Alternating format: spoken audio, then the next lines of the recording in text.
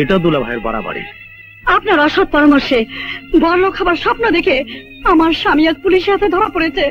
আপনি দয়া করে তাকে জামিন দেবার ব্যবস্থা করুন।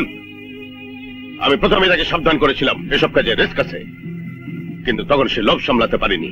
আমি এখন কোনো থানা পুলিশ করতে পারবো না। প্লিজ যান এখান থেকে। আপনি যদি আমার কথা না রাখেন তাহলে আমি পুলিশের কাছে মুখ খুলতে বাধ্য হব। আমি পুলিশের কাছে বলবো আপনি একজন হেরোইন স্মাগলার। আপনি আমার স্বামীকে কোটিপতি হবার লোভ দেখিয়ে তাকে হেরোইন পাচার করতে বাধ্য করেছিলেন।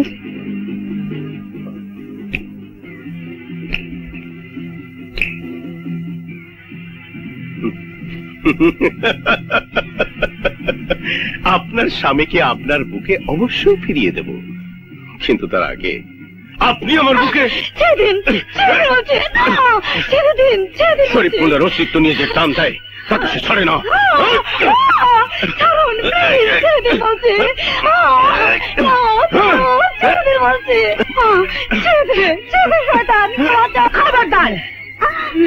ওকে ছেড়ে দাও, ও আমার বান্ধবী। আমার চোখের সামনে আর ইজ্জত নষ্ট হতে আমি দেবো না। আমার কাছে বাধা দিতে শোনো রাজমা, ও আমাকে পুলিশের ধমকি দিয়েছে। ও না পারলেও আমি পুলিশকে ফোন করে তোমার মতো স্বামীর কুকীর্তির কথা সব ফাঁস করে দেবো। রাজমা!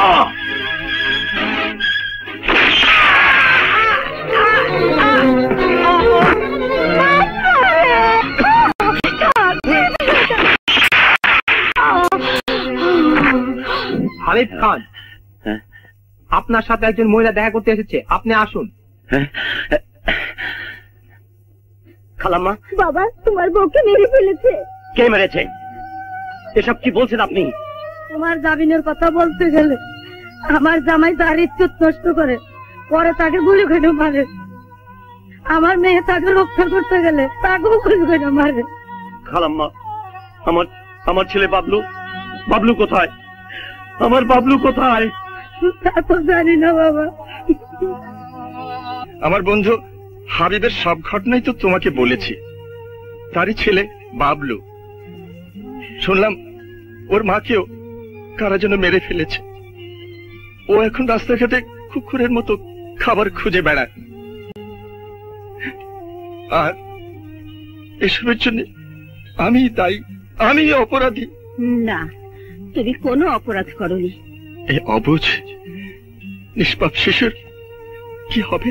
সবই খোদার ইচ্ছা। যতদিন ওর বাবা জেল থেকে ছাড়া না পায় আমাদের সন্তান হয়েই থাকবে।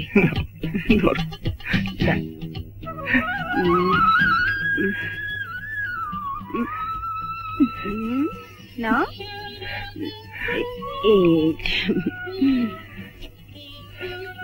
কি রে, মা পছন্দ হয়েছে?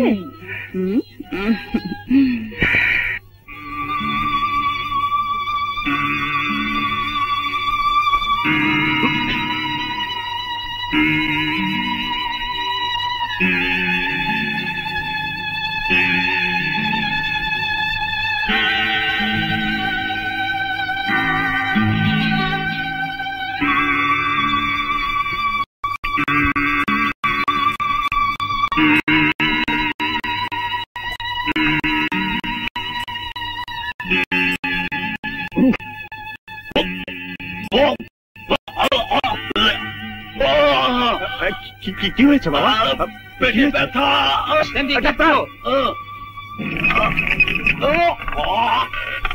কি হয়েছে? চিৎকার করছো না? পেটে ব্যথা, মরে গেলাম।